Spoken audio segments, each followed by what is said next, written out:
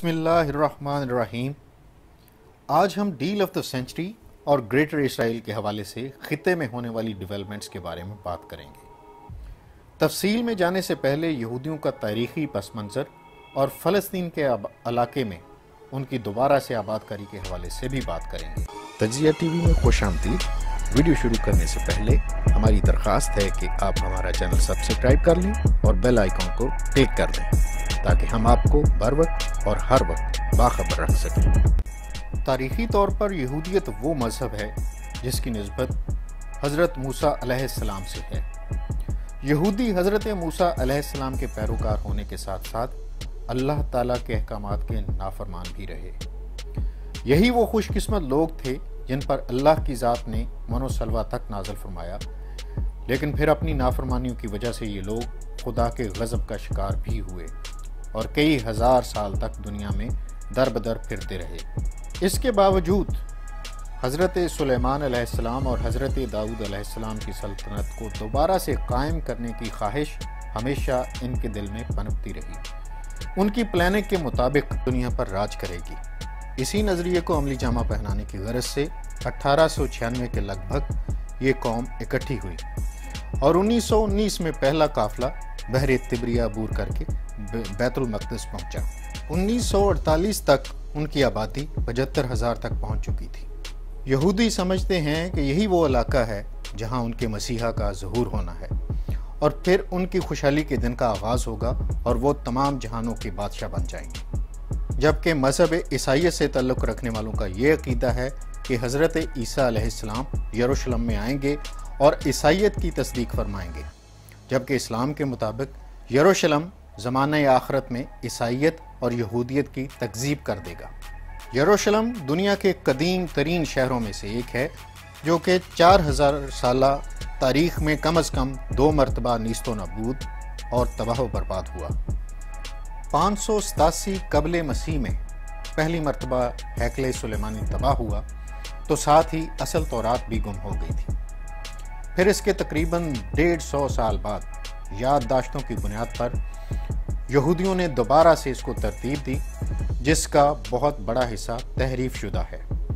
हज़रत ईसा अलैहिस्सलाम के रफ़ा समावी के 37 साल बाद सन 70 ईस्वी में रूमी जनरल टाइटस ने यरूशलेम पर हमला किया और 1,33,000 यहूदियों को कत्ल कर दिया और हैकल सुलेमानी को तबाह कर दिया। यह हैकल की दूसरी मरतबा तबाही थी और आज तक इसी हाल में है। इसके बाद यहूदी दुनिया के मुख्तलिफ ममालिक में तितर बितर हो गए और तकरीबन 1917 तक उनका यही हाल रहा। अपनी दरबदरी के तकरीबन 300 साल तक यहूदियों और ईसाइयों पर रूमी हुक्मरान थे।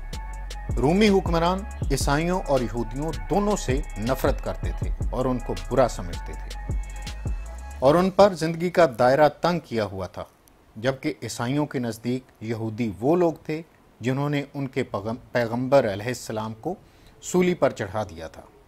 फिर खुदा का करना कुछ ऐसा हुआ कि 300 बरस के बाद रूमियों का एक बादशाह कॉन्स्टेंटीन, जिसे तारीख़ में कस्तंतीन आज़म भी कहा जाता है, वो ईसाई हो गया।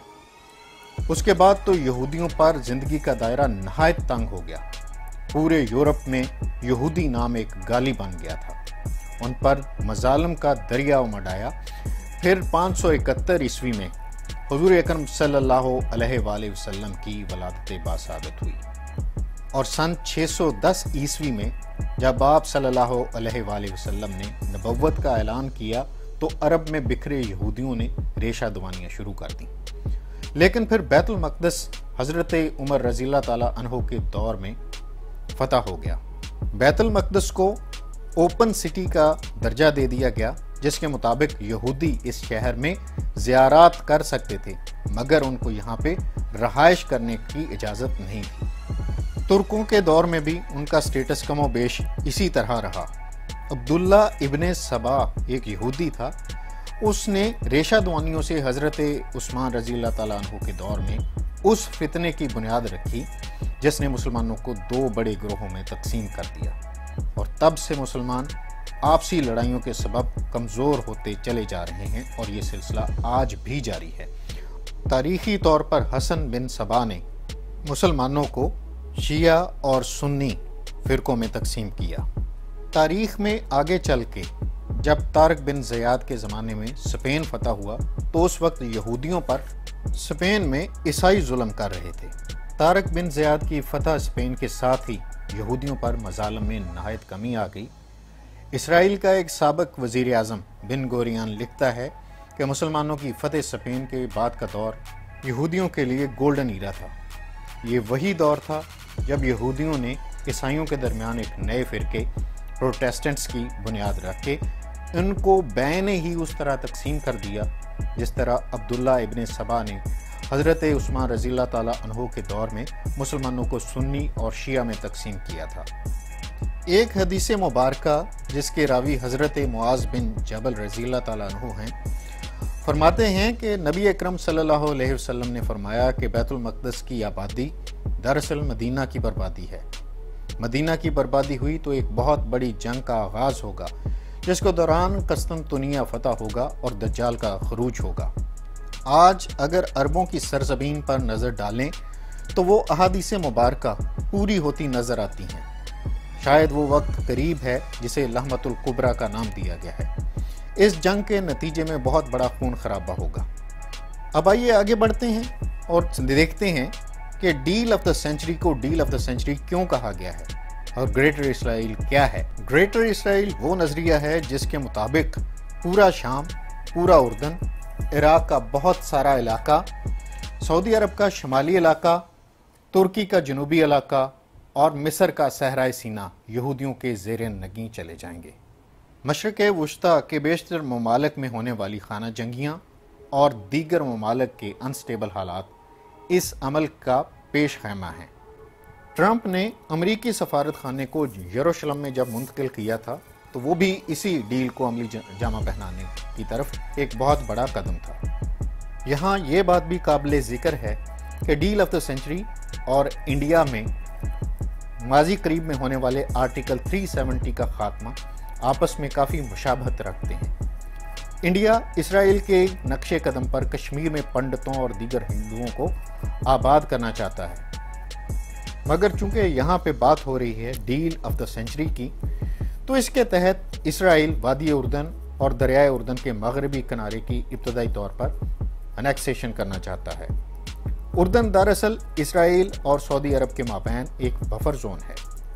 इब्तदाई तौर पर उर्दन ने इस डील को मानने से इनकार कर दिया है और धमकी दी है कि अगर कुछ ऐसा हुआ तो इसके भयानक नताइज निकलेंगे। मुत्तहदा अरब अमारात के अमीर मोहम्मद बिन ज़ैद ने भी इसी तरह के मिलते जुलते अल्फाज का इजहार किया है, जिसका मतलब ये है कि ये अल्फाज सऊदी अरब की रजामंदी से कहे गए हैं। इन सब से पहले कतर शुरू दिन से ही इस डील का मुखालिफ रहा है। अब जो ताज़ा तरीन डेवलपमेंट हुई है, इसके मुताबिक यूरोपीय यूनियन भी इस मुआहदे के खिलाफ निकल आई है। इनमें ख़ास तौर पर जर्मनी और फ्रांस ने वार्न किया है कि अगर ऐसा हुआ तो बहुत बड़ी गड़बड़ हो सकती है और ख़तरनाक नताइज निकल सकते हैं। अनकरीब माइक पम्पियो, जैरेड क्रिश्नर, रॉबर्ट रायन जो कि सिक्योरिटी एडवाइज़र हैं और अमेरिकी सफ़ीर डेविड फ्रेट, उनके माबैन एक इजलास हो रहा है जिसमें ये फैसला किया जाएगा कि क्या इसराइल को इस मुआहदे की अमलदारी के लिए गो अहेड दिया जाए या नहीं, क्योंकि पम्पियो इसको रोकना चाहते हैं, जबकि जैरेड क्रिश्नर नेतन्याहू के करीब होने की वजह से इस मामले पर जल्द अज जल्द अमल पैरा होना चाहते हैं। ये मुआहदा 1 जुलाई 2020 यानी आज से तकरीबन एक हफ्ते बाद एग्जीक्यूट होना है। अब देखना यह है कि क्या ये मुआहदा तय पा जाता है या नहीं, और अगर होता है तो दुनिया में इसके क्या असरात मुरत्तब होंगे। फिलहाल इतना ही। हमारी दरख्वास्त है कि आप हमारा चैनल सब्सक्राइब कर लें और बेल आइकॉन को क्लिक कर दें ताकि हम आपको बर वक्त और हर वक्त बाखबर रख सकें।